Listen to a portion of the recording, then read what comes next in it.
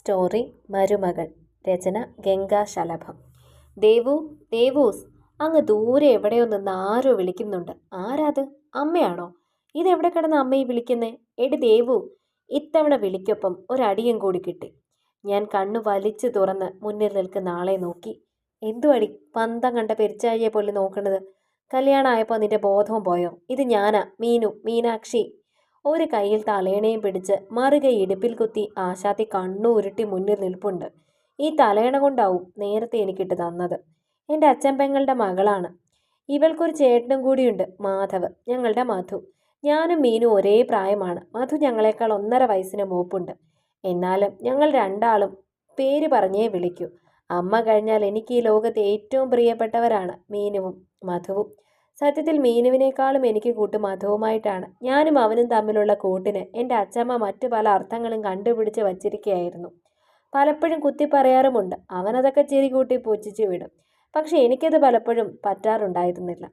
അതൊക്കെ നിന്നത് ഈ കല്യാണാലോചന ശരിയായപ്പോഴാണ്. എന്തോ നടി, ഇപ്പോഴീ സ്വപ്നം കാണൽ തുടങ്ങിയോ? അങ്ങോട്ട് എണീക്ക്. മീനു അവളുടെ കയ്യിലിരുന്ന തലേണ ബെഡിലേക്ക് ഇട്ടിട്ട് എൻ്റെ 2 കൈയിലും കൂടി വലിച്ചു പൊക്കി എന്നെ ബെഡിൽ എഴുന്നേൽപ്പിച്ചിരുത്തി. ബെഡെന്ന് പറയാനൊന്നും ഒക്കില്ല. പണ്ടെന്നോ വാങ്ങിയൊരു പഞ്ഞിമെത്തയോ ഇപ്പൊ കല്ല് പോലെ ആയിട്ടുണ്ട്. പലപ്പോഴും എണീക്കുമ്പോൾ തോന്നാറുണ്ട്, തറയിൽ കിടന്ന ഇത്ര നടുവേദന വരൂലല്ലോ എന്ന്. എന്നാലും പിന്നെ ഇതിൽ തന്നെ വന്ന് കിടക്കും. അച്ഛനും അച്ഛമ്മയും കട്ടിലിൽ കിടക്കുമ്പോൾ ഞാനും എൻ്റെ അമ്മയും മാത്രം എന്തിന് തറയിൽ കിടക്കണം എന്നൊരു ചിന്ത വരും.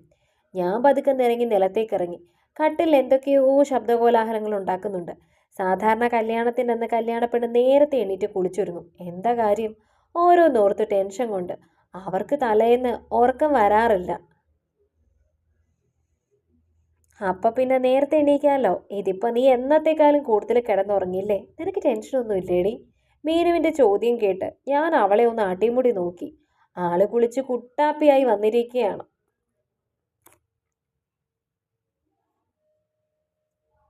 ഇന്നലെ ഓരോന്നൊക്കെ ഓർത്ത് കിടന്നിട്ട് പുലർച്ചെ ആകാറായപ്പോഴൊന്ന് ഉറങ്ങിയത്. അതാവും എഴുന്നേൽക്കാൻ വൈകിയത്. എന്നാലും അത്രയ്ക്ക് നേരമായോ? ഞാൻ തല ചെരിച്ച് ക്ലോക്കിലോട്ട് നോക്കി. 6 ആവാൻ 5 മിനിറ്റ് ഇനിയുണ്ട്. ഇത്തവണ ഞാൻ 2 കൈയും എൻ്റെ ഇടുപ്പിൽ കുത്തി മീനുവിനെ നോക്കി കണ്ണുരുട്ടി. മണി 6 പോലും ആയില്ല. ഇതിനാ നീ ഇവിടെ കിടന്ന് ദേവു ദേവു എന്ന് വിളിച്ചു കൂവിയേ? അതല്ലേ ഞാനും നോക്കിയത്. നേരം വൈകിയിരുന്നേ ഇതിന് എത്രയോ മുൻപ് അച്ഛമ്മ വന്ന് ചവിട്ടി ഉണർത്തിയേനെ. പുള്ളിക്കാരിക്ക് അച്ഛനൊഴികെ വേറെ ആരും 6 മണിക്ക് ശേഷം ഉറങ്ങുന്നത് പിടിക്കത്തില്ല. എടി, ഇന്ന് നിന്റെ കല്യാണം അല്ലേ? അപ്പൊ നമുക്ക് രാവിലെ കോവിലിൽ പോകണ്ടേ? അതല്ലേ ഞാൻ. എനിക്കറിയാം, നീ അതിങ്ങനെ നാഴികയ്ക്ക് 40 വട്ടം പറയണ്ട. എനിക്ക് ദേഷ്യം വന്നു. കല്യാണം ഒന്ന് ആലോചിക്കുമ്പോഴേ വയറ്റിൽ നിന്ന് എന്തോ ഒരു സാധനം മുകളിലോട്ട് തികട്ടി വരുന്നുണ്ട്. അതിനിടയിൽ അവളുടെ ഒരു കല്യാണപ്പാട്ട്. നീ പൊയ്ക്കോ, ഞാൻ കുളിച്ചിട്ട് വന്നേക്കാം. അല്ല, അമ്മ എവിടെ? മാമി അവിടെ നെട്ടോട്ടമാണ്. തിരക്കോട് തിരക്ക്. എന്നെ കണ്ടപ്പോൾ നിന്നെ വിളിക്കാൻ മാമിയെ ഇങ്ങോട്ട് പറഞ്ഞു വിട്ടത്. മാമൻ അവിടെ മിനിറ്റിന് മിനിറ്റിന് ലീലയെ ലീലയെന്ന് പാടിക്കൊണ്ട് നടക്കുക. പാവത്തിന് നിന്ന് തിരിയാൻ സമയം വേണ്ടേ? അച്ഛനെ അമ്മ വിളിക്കുന്നു. ടോണൊക്കെ ഒപ്പിച്ച് പറയുന്നുണ്ട് അവള്. എന്തിനും ഏതിനും അമ്മയെ കുറ്റം പറയുകയും ചെയ്യും. അച്ഛനും അമ്മയ്ക്കും എല്ലാത്തിനും അമ്മ വേണം താനും. എന്തു തരം ആൾക്കാരാണോ? അടിമയല്ലേ? അപ്പോൾ ഉടമ പറയുന്നതൊക്കെ അനുസരിക്കണമല്ലോ. എനിക്ക് അമ്മയോട് ദേഷ്യം തോന്നുന്ന ഒരേ ഒരു കാര്യമാണിത്. അവൾ എന്നോട് പെട്ടെന്ന് കുളിച്ചു വരാൻ പറഞ്ഞിട്ട് പുറത്തേക്ക് ഇറങ്ങി. ഞാൻ പിന്നെയും ബെഡിൽ ചടഞ്ഞിരുന്നു. കട്ടിലിൻ്റെ കാൽക്കൽ അമ്മ ഇന്നലെ മൂടിയിരുന്ന പുതപ്പ് മടക്കിയിട്ടിരിക്കുന്നത് കണ്ടതും എനിക്ക് ഇന്നലെ അമ്മ പറഞ്ഞതൊക്കെ വീണ്ടും ഓർമ്മ വന്നു. ഇന്നലെ രാത്രി അമ്മയോട് ഒട്ടിക്കിടക്കുമ്പോൾ വല്ലാത്ത സങ്കടം വന്നിരുന്നു എനിക്ക്. അമ്മ പിരിയുന്നത് ഓർത്തപ്പോൾ നെഞ്ചു വെങ്ങിയിരുന്നു. എനിക്ക് കല്യാണത്തോടുള്ള പേടി കൊണ്ടാണെന്ന് അമ്മ കരുതിയത്. എന്തിനാ അമ്മയുടെ കുട്ടിക്ക് പേടി? അച്ഛനെ പോലെ ആവുമെന്ന് കരുതിയോ? എല്ലാവരും ഒരേപോലെ ആവില്ല മോളെ. അമ്മ അന്നേരം എന്നെ പൊതിഞ്ഞു പിടിച്ചു. ഞാൻ അമ്മയുടെ നെഞ്ചിൽ ഒട്ടിക്കിടന്നു. എനിക്ക് കരച്ചിൽ വന്നു. നാളെ മുതൽ ഈ കരുതൽ ചൂടില്ലെന്ന ചിന്ത എന്നെ അന്നേരം വല്ലാതെ വേദനിപ്പിച്ചിരുന്നു.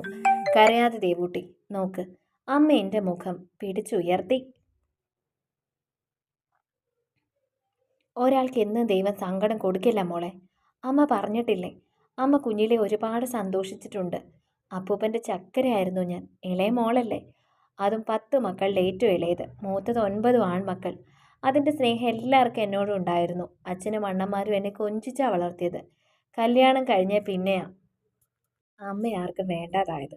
അമ്മയൊന്ന് നെടുവീർപ്പിട്ടു. ചേർന്ന് കിടക്കുന്നോണ്ടാവാം ആ നെഞ്ചുരുകുന്നത് എനിക്ക് അറിയാൻ പറ്റുന്നുണ്ടായിരുന്നു. എൻ്റെ കുട്ടി ഇത്രയും നാളും വിഷമിച്ചില്ലേ? ഇനി സന്തോഷം മാത്രമേ ഉണ്ടാവൂ. അവർ നല്ല ആൾക്കാരാ മോളെ. അതല്ലേ 5 പൈസ സ്ത്രീധനം പോലും വാങ്ങാത്തെ? ഇല്ലേൽ ഇക്കാലത്ത് ഒരു കോളേജ് അധ്യാപകന് എന്ത് സ്ത്രീധനം കിട്ടുമെന്നാ? അത്യാഗ്രഹം ഇല്ലാത്തവരാ. അപ്പോൾ ഉള്ളു നിറഞ്ഞ സ്നേഹവും കാണും. അമ്മ അത് പറയുമ്പോഴും എൻ്റെ ചിന്ത ഞാനും കൂടി പോയി കഴിഞ്ഞാൽ അമ്മയുടെ അവസ്ഥ എന്താകുമെന്ന് ഓർത്തായിരുന്നു.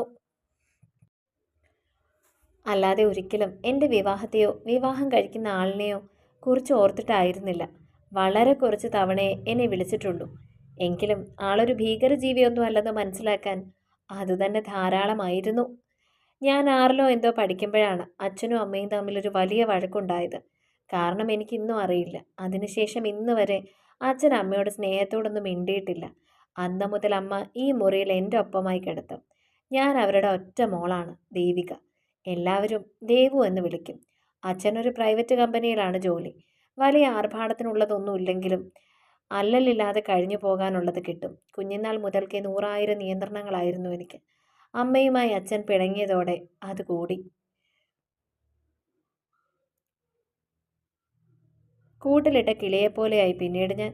സ്കൂളിലും കോളേജിലും ഒക്കെ ഫീസ് അടയ്ക്കാൻ കാശ് തന്നാൽ പോലും അതിൻ്റെ റെസിപ്റ്റ് കൊണ്ട് കാണിച്ചാലേ അച്ഛന് വിശ്വാസമാകും. ബസ്സിന് തരുന്നത് നുള്ളിപ്പെറുക്കി. പോക്കറ്റ് മണി എന്നൊന്നും സ്വപ്നം പോലും കാണണ്ട.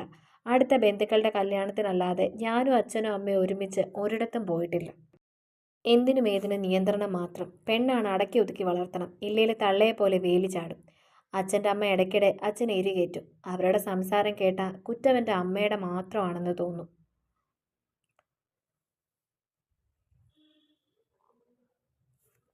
അമ്മയും അച്ഛനും പ്രണയിച്ച് വിവാഹം കഴിച്ചവരാണ്. പഠിക്കാൻ മിടുക്കിയായിരുന്നു അമ്മ. പ്രീ ഡിഗ്രി കഴിഞ്ഞ് നല്ലൊരു കോളേജിൽ അഡ്മിഷൻ കിട്ടി. സ്ഥിരമായി കോളേജിൽ പോകുന്ന പ്രൈവറ്റ് ബസ്സിലെ കണ്ടക്ടറായിരുന്നു അച്ഛൻ. ഇരുവരും പ്രണയത്തിലായി. അച്ഛൻ താഴ്ന്ന ജാതിക്കാരനായിരുന്നു. അതുകൊണ്ട് തന്നെ അമ്മയുടെ വീട്ടുകാർ എതിർത്തു. വിവാഹം നടക്കില്ലെന്ന് വന്നപ്പോൾ അപ്പോഴത്തെ ബുദ്ധിമോശത്തിന് അമ്മ അച്ഛൻ്റെ കൂടെ ഇറങ്ങിപ്പോന്നു. അതിൻ്റെ പേരിൽ അച്ഛമ്മ ഇടയ്ക്കിടെ അമ്മയെ കുത്തി പറയാറുണ്ട്. അന്ന് പഠിത്തം നിർത്തിയതാണ് എൻ്റെ അമ്മ. അന്ന് പറ്റിയ ബുദ്ധിമോശം ഓർത്ത് ആരും കാണാതെ അമ്മ കരയുന്നത് ഞാൻ പലവട്ടം കണ്ടിട്ടുണ്ട്. അച്ഛൻ എന്തൊക്കെ പറഞ്ഞിട്ടും അതൊക്കെ കേട്ട് കഴിയേണ്ടി വരുന്നത് എന്നൊരു തോന്നൽ അമ്മയ്ക്കുണ്ടായിരുന്നു. നീ കുളിക്കാൻ പോയില്ലേ? പിന്നെയും മീനു കയറി വന്ന് കണ്ണുരുട്ടിയതും ദേ പോയി എന്നും പറഞ്ഞ് ഞാൻ കട്ടിലിൽ നിന്നും ചാടി ഇറങ്ങി. പെട്ടെന്ന് വന്നേ ദേവു, അമ്മമ്മ അവിടെ നിന്ന് കണ്ടില്ലെന്നും പറഞ്ഞ് തെയ്യങ്കളി തുടങ്ങിയിട്ടുണ്ട്. അവരിങ്ങോട്ട് വന്നാൽ അറിയാലോ. മീനു ഏതാണ്ട് ഭീഷണി പോലെ പറഞ്ഞിട്ട് പിന്നെ ഇറങ്ങിപ്പോയി. കയ്യിൽ കിട്ടിയ ബ്രഷും പേസ്റ്റും അമ്മയുടെ ഒരു നൈറ്റിയും എടുത്ത് പതിയെ റൂമിന് പുറത്തോട്ടിറങ്ങി. അറ്റാച്ച്ഡ് ബാത്റൂം ഒന്നും ഇല്ല. ഒരു കോമൺ ബാത്റൂമുണ്ട്. അത് ഹാളിനടുത്തായിട്ടാണ്. അതും ആദ്യം ഉണ്ടായിരുന്നില്ല. ഒരു 3-4 വർഷം മുൻപ് അച്ചമ്മയൊന്ന് വീണായിരുന്നു. കാലൊടിഞ്ഞു. അന്ന് അച്ചമ്മയ്ക്ക് ബാത്റൂമിൽ പോകാൻ സൗകര്യത്തിന് ഹാളിൻ്റെ ഒരു ചുമര് പൊളിച്ച് അച്ഛൻ തട്ടിക്കൂട്ടി ഉണ്ടാക്കിയതാണ് ഇപ്പോഴുള്ള ബാത്റൂം. ആദ്യം മുറിയിൽ നിന്ന് തല പുറത്തേക്കിട്ട് അച്ചമ്മ അവിടെങ്ങാനും ഉണ്ടോ എന്ന് നോക്കി. കല്യാണമായിട്ട് കാലത്തെ തന്നെ നേരത്തെ എണ്ണിക്കാത്തതിൻ്റെ പേരിൽ ചീത്ത കേൾക്കണ്ടല്ലോ. ഭാഗ്യത്തിന് ഹാളിന് അടുത്ത വീട്ടിലെ രമചേച്ചിയും പിള്ളേരും മാത്രമേ ഉണ്ടായിരുന്നുള്ളൂ. വീടിന് പുറത്ത് ആരുടെയൊക്കെയോ വർത്താനം കേൾക്കുന്നുണ്ട്. അമ്മ ചിലപ്പോൾ അവിടെയാകും. ഞാൻ ഹാളിലേക്ക് ഇറങ്ങി. ഹാളെന്ന് പറഞ്ഞാൽ അത്ര വലുതൊന്നും അല്ല കേട്ടോ. ഒരു ചെറിയ സോഫ സെറ്റിയും ഒരു മേശയും പിന്നെ ഒരു ചെറിയ ടിവിയും ഇത്രയും വച്ചിട്ടുണ്ട് അവിടെ. അത്രയ്ക്കുള്ള സ്ഥലമേ ഉള്ളൂ താനും. അല്ല, കല്യാണപ്പെണ്ണ് ഇത്ര നേരത്തെ കിടന്നുറങ്ങിയോ? രമചേച്ചി എൻ്റെ അടുത്തേക്ക് വന്നു. പതുക്കെ. ഞാൻ ചുണ്ടിൽ കൈവച്ച് കണ്ണു ചുളുക്കി. അച്ചമ്മ എങ്ങാനും വന്നാൽ തീർന്നു. ആളിന് കാര്യം മനസ്സിലായി കാണണം. ചുറ്റും നോക്കിയിട്ട് കൈകൊണ്ട് എന്തോ ആംഗ്യം കാട്ടി പിള്ളേരെയും കൂട്ടി പുറത്തേക്ക് പോയി. ഞാൻ ബാത്റൂമിലേക്ക് കയറി ഫ്രഷായി ഇറങ്ങി. അപ്പോഴൊക്കെ എൻ്റെ ചിന്തയിൽ അമ്മ തന്നെയായിരുന്നു. ഞാൻ റൂമിലേക്ക് കയറിയതും മീനു പിന്നെയും വന്നു. കയ്യിൽ ഒരു കപ്പ് കാപ്പിയുണ്ട്. അതെനിക്ക് തന്ന് അവൾ കട്ടിലേക്ക് ഇരുന്നു. എടി, നീ കോവലി പോവാൻ സാരി ഉടുക്കണുണ്ടോ? എനിക്കിപ്പോൾ അതിനൊന്നും വയ്യ. പ്രാർത്ഥിക്കാനല്ലേ. ചുരിദാറിട്ട് പ്രാർത്ഥിച്ചാലും ദൈവം കേൾക്കും. ഞാൻ കാപ്പി ടീപ്പോയിൽ വെച്ചിട്ട് എൻ്റെ ചെറിയ തടിയലമാര തുറന്ന് കരകരാ ശബ്ദമുണ്ടാക്കിക്കൊണ്ട് അത് തുറന്നു വന്നു. അതിനകത്തു നിന്ന് ഇടാനുള്ള ചുരിദാർ തപ്പുന്നതിനിടയിൽ അവളും അടുത്തേക്ക് വന്നു. അങ്ങോട്ട് മാറ്. എന്നെ പിടിച്ച് മാറ്റി നിർത്തിയിട്ട് അമ്മയുടെ ഒരു സാരി നോക്കിയെടുത്തവൾ. സെറ്റ് സാരിയാണ്, കൂടെ എൻ്റെ ഗോൾഡൻ കളർ ബ്ലൗസും. അതെ, ജീവിതത്തിലെ ഒരേ ഒരു കല്യാണമാണ്. ഇനി ചുന്ദരി മണി ആവണം. അല്ലാതെ നേരത്തെ ചുരിദാർ വിട്ടല്ല അമ്പലത്തിൽ പോവേണ്ടത്. വലിയ കാരണവന്മാരെ പോലെ അവൾ പറയുന്നത് കേട്ടതും എനിക്ക് ചിരി വന്നു. ഞാൻ കാപ്പി എടുത്ത് കുടിച്ചു തുടങ്ങി. കപ്പ് താഴെ വെച്ചതും അവളത് രണ്ടും എൻ്റെ കയ്യിൽ കൊണ്ടു തന്നു. ഞാൻ ഹെൽപ്പ് ചെയ്യണോ? മീനു ചോദിച്ചതും ഞാൻ വേണ്ടെന്ന് തലയാട്ടി. സാരി ഉടുക്കാനൊക്കെ എനിക്കറിയാം. അമ്മയുടെ സാരികൾ ഓരോന്നും എടുത്തെടുത്ത് കണ്ണാടിയുടെ മുന്നിൽ നിന്ന് ഫാഷൻ ഷോ കളിക്കുന്നത് മുൻപെൻ്റെ സ്ഥിരം പരിപാടിയായിരുന്നു. വീട്ടിലിടുന്ന ഡ്രസ്സിൻ്റെ മോളിൽ അമ്മയുടെ പഴയ പാവാട എടുത്തു കൊടുക്കും. എന്നിട്ട് അതിന് മുകളിൽ സാരി ഉടുത്ത് കണ്ണാടിയുടെ മുന്നിൽ പോയി നിന്ന് ഓരോരോ കോപ്രായങ്ങൾ കാണിക്കും. അപ്പോഴത്തെ എൻ്റെ വിചാരം ഞാനേതോ ഫാഷൻ ഷോയിലെ മോഡലാണെന്ന്. ഇപ്പം അതൊക്കെ ഓർക്കുമ്പോൾ ചിരി വരും. എന്നാലും അതുകൊണ്ടുണ്ടായ ഗുണം നല്ല അസലായി സാരി ഉടുക്കാൻ പഠിച്ചു എന്നതാണ്. മീനുവിന് +2-നും ഡിഗ്രിക്കും ഒക്കെ ഓണം സെലിബ്രേഷന് ഞാൻ സാരി ഉടുപ്പിച്ച് കൊടുക്കാറുമുണ്ട്. സാരിയൊക്കെ ഞാൻ ഉടുത്തോളാം. എന്നാലും നീ പോവണ്ട, ഇവിടെ നിൽക്ക്. ഞാൻ അലമാരയിൽ നിന്നും അമ്മയുടെ ചന്ദന കളർ പാവാട തപ്പുന്നതിനിടയിൽ പറഞ്ഞു. എന്താടി, പേടി തുടങ്ങിയോ? അവൾ ചിരിക്കുന്നു. അത് കല്യാണമെന്ന് കേട്ട അന്ന് തൊട്ട് തുടങ്ങിയതല്ലേടി. ഞാനൊന്ന് നെടുവേർപ്പെട്ടു. ഡിഗ്രി ഫൈനൽ എക്സാം കഴിഞ്ഞതേ ഉള്ളൂ. റിസൾട്ട് പോലും വന്നില്ല. PG കൂടി കഴിഞ്ഞിട്ട് കല്യാണം മതിയെന്നായിരുന്നു എനിക്ക്. ഇതിപ്പോൾ അച്ഛനെ എതിർക്കാനുള്ള ധൈര്യം എനിക്ക് ഇല്ല. എനിക്ക് മാത്രമല്ല, അമ്മയ്ക്കും. എല്ലാത്തിനും അതിൻ്റേതായ സമയമുണ്ട് ദാസ. എൻ്റെ ചിന്ത മനസ്സിലായതുപോലെ മീനു വന്നെൻ്റെ തോളിൽ കൈയിട്ടു. അപ്പോഴേക്കും ടേബിളിന് പുറത്തിരുന്ന മൊബൈൽ സ്ക്രീൻ മിന്നി. മൊബൈൽ വൈബ്രേറ്റ് ചെയ്യുന്ന ശബ്ദവും കേട്ടു. മീനു തലയെത്തിച്ച് അതിലേക്ക് നോക്കി. ആക്കി ചിരിക്കുന്നു. അവളുടെ പുറകെ ഞാനും നോക്കി. സ്ക്രീനിൽ തെളിഞ്ഞ പേര് കണ്ടതും എൻ്റെ ചുണ്ടിലും ഒരു ചിരി മിന്നി. തുടരും. അടുത്ത ഭാഗങ്ങൾക്ക് വേണ്ടി ചാനൽ സബ്സ്ക്രൈബ് ചെയ്യാൻ മറക്കല്ലേ.